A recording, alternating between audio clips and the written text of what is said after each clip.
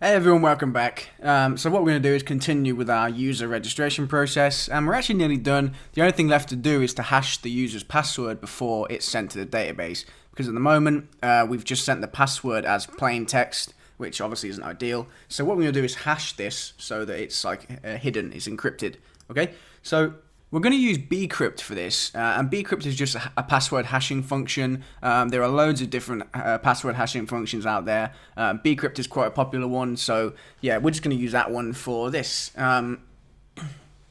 So what we need to do is install this npm package. So let's Control C from the terminal to stop my process running, and what I'm going to do is say npm install bcrypt. Oh man, I'm terrible at spelling. Bcrypt. Now press enter on that and let's see what that does. It should hopefully successfully install bcrypt. So there we go, we have our bcrypt package. So what I'm going to do now is go up to the top and add this as a const. So const and then bcrypt equals require, inside there I'll just put bcrypt, which is the name of the package. Alright, so now we've got bcrypt. What we're going to do is hash the password before we send it to the database. And I just realized I'm actually adding this to the wrong page. I'm adding this to the user schema page. We don't want to do that. We want to take this and add it to the register routes page. So I'm taking it from user schema where I added it by mistake, and I'm going to add it up here instead on the register routes page. So I've added our package right there. So let's go and use it. So I'm going to do it after this, of course, because this is where we check if a user was found. And what you can actually do on Visual Studio Code is collapse the, so I can click this and it will like collapse this part down. If I don't want to see it, I can just do that, so it takes up less space. Anyway, so we're going to encrypt the password after this line here. So after that, I'm going to then say data.password equals, then we'll write await and then bcrypt dot hash. Now the hashing function itself, so this is what does the hashing for us, takes a couple of parameters.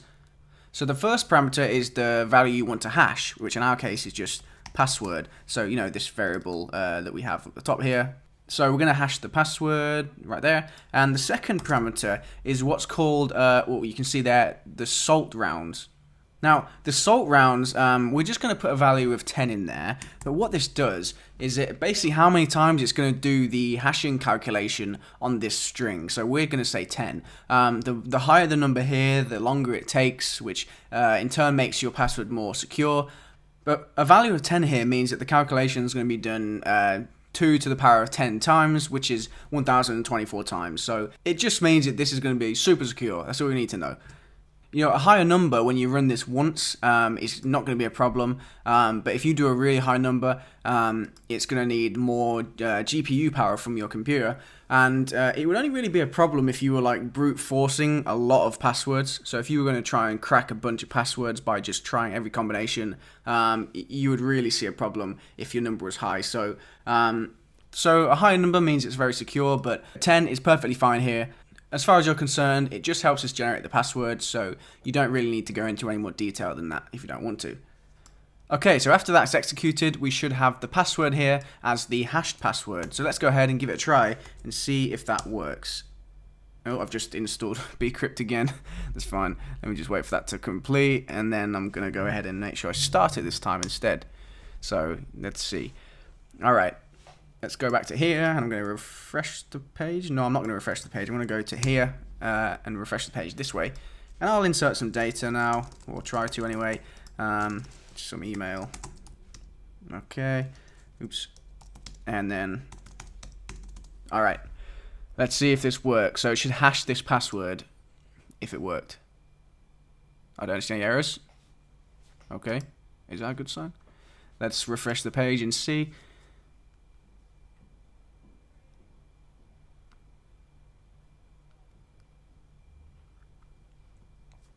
And nothing happened. Username already, there's no way. I just typed it out randomly. Let me copy this. Oh, how is this possible? Did I just randomly type out that same string of letters again? Okay, let me try it with a different username that I know is not in use. Wow, if that's actually what happened, I'm very shocked.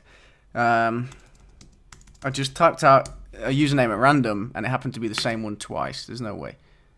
Okay, so I think it was. Let me go back to here, and we have we have the user data with the hashed password now. Okay, let's just check this in the database one more time. Okay, I'm losing my mind here.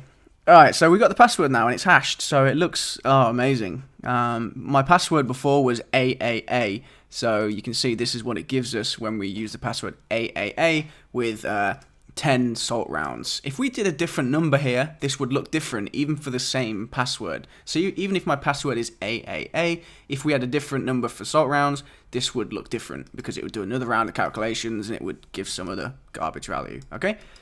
So that's it, guys. We've successfully hashed the user's password and signed them up to our website.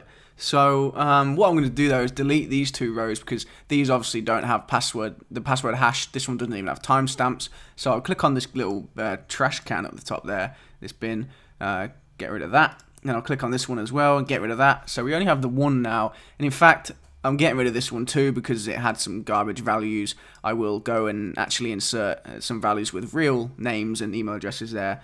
So I'll get rid of that one too. So now I have nothing. So if I refresh this, you're going to see that it's gone and we have no results. Okay, so I'll go back to here and insert one with real names and stuff.